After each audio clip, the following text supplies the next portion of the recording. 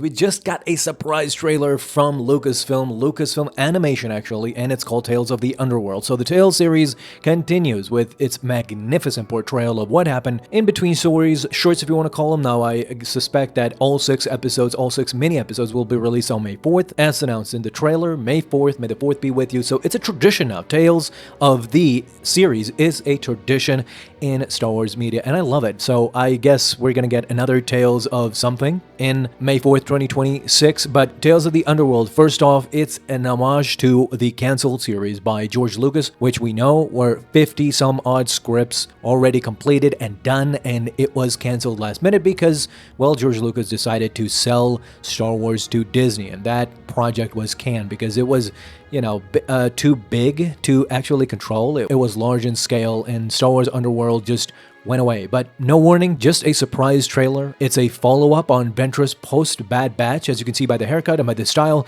she confronts even an Inquisitor, a new-looking Inquisitor in this series, and it's going to be interesting. It seems like the Inquisitor is standing toe-to-toe with Asajj Ventress because the duel doesn't seem to go her way. Now, I'm not saying that she will die in Tales of the Underworld. I think that Asajj Ventress has a lot more to give to Star Wars, so she will be around for a while, I think, but it does seem that that Inquisitor was pretty hard on her. And Cad Bane's origin story. Now, this Tales of the Underworld series will focus on 2 characters, as it's been tradition with the Tales series. One will be Asajj Ventress, as I said, post-Bad Batch, so way after Order 66, but Cad Bane's origin story will take place before Order 66, even before the Clone Wars, before we even see him there, because Cad Bane doesn't have his tubes in his cheeks. This is where we will learn why Cad Bane is wearing that sort of a respirator thing that he has. So he is a young buck, he is still learning, and man, it will be so cool if in Tales of the Underworld we get to see that scene that was scrapped from the Clone Wars arcs. That scene where Boba Fett gets his dent and Cad Bane gets shot also. That would be a perfect thing to bring back. And my god, what can we say about the animation? So again, kudos to Lucasfilm Animation because they are just doing phenomenal work with animation. The style looks just great and beautiful. Speaking of the Underworld, I don't think we're gonna get Coruscant in there, but we did get to see the Underworld, meaning the bounty hunter aspect. So I don't think Asajj Ventress is doing anything bounty hunter-like, but she is dabbling into that world, into that underworld area because of the Empire and her being hunted by them. Cad Bane, of course, is a bounty hunter, so naturally he is enthralled into the underworld for sure. But the origin aspect, we will get to see something completely different from Cad Bane this time around. Perhaps we'll get to understand why he became the villain, because in Cad Bane's origin story, I didn't see him quite as a villain. He was sort of an anti-hero, or life had gotten the best of him, it seemed in that trailer. And his arc will be him becoming the villain. So similar to what Dooku and Ahsoka went through in Tales of the Jedi, I think it's kind of the same aspect. Ventress going from becoming a hero to Cad Bane becoming a villain. Right, so I have to mention 2 things from this trailer. There's obviously a lot to talk about. We have a young man with a blue lightsaber in there together with Asajj Ventress, so I don't know if he's an escaped Padawan. I don't think so, but we're gonna get more trailers, I guess, so we're gonna get more information on that. But I have to talk about 2 things, as I said. One thing that is very important is, will Quinlan Vos finally come back for the series? Now, we know that Quinlan Vos is alive during this time because in the Obi-Wan series, the Hidden Path, a network that is going around saving people from the Empire, and apparently Jedi survivors too. In the Obi-Wan show, we saw that Quinlan Vos's name appeared, so he was moving around in this Hidden Path network.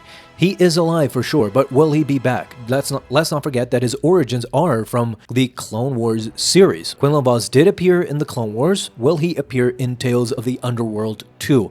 Especially thinking about the Asajj Ventress connection. You know that if you read the novels, he is pretty much together with Asajj, albeit we didn't see a hint in the trailer at all. So he just might make an appearance or a cameo, and I think most fans will be satisfied with that cameo and that appearance. Well, if we connected Quinlan Vos to Asajj Ventress, we have to connect Boba Fett to Cad Bane. Now, I have a mini-theory going on that since both of these characters are appearing in Tales of the Underworld, Asajj Ventress and Cad Bane both are connected to exactly these two people that I'm talking about. One is Quinlan Vos with Asajj Ventress, the other, of course, Boba Fett with Cad Bane. Boba Fett was very much interconnected with Cad Bane. Boba Fett's dent on his helmet, it was revealed that it came from Cad Bane, albeit the scrapped, deleted scenes from the Clone Wars. I don't know how much of it is canon or how much can we consider it canon, but I know that in the Boba Fett series, he did fight Cad Bane, so they did know each other before. In the Clone Wars series, we see young Boba Fett being involved with Cad Bane too, so he's definitely involved in the life of Cad Bane. But the problem is that Cad Bane is too young. These are his origin stories, and this is pre-Clone Wars. So we might not get Boba Fett in his arc, but we might get Jango Fett. That's, I think, kind of guaranteed. If we don't get a scene with Cad Bane later in his life reminiscing about his younger days in the first and second episode of Cad Bane, in the third episode we might get an older Cad Bane reminiscing, and then a scene with Boba Fett where he might get that dent, or it's just a recollection, it's just a memory or something around that time.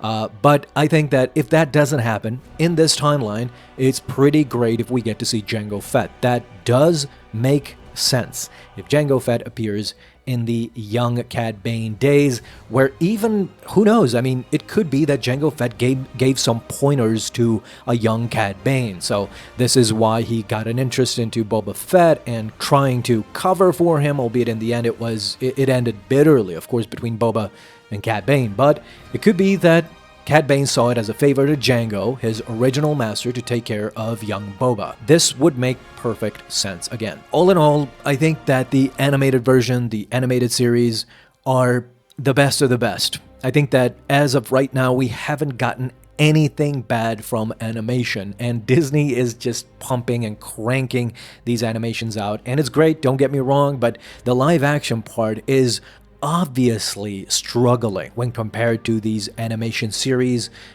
these animation shorts, everything animated. Lucasfilm Animation has just gotten a great department, a great storytelling.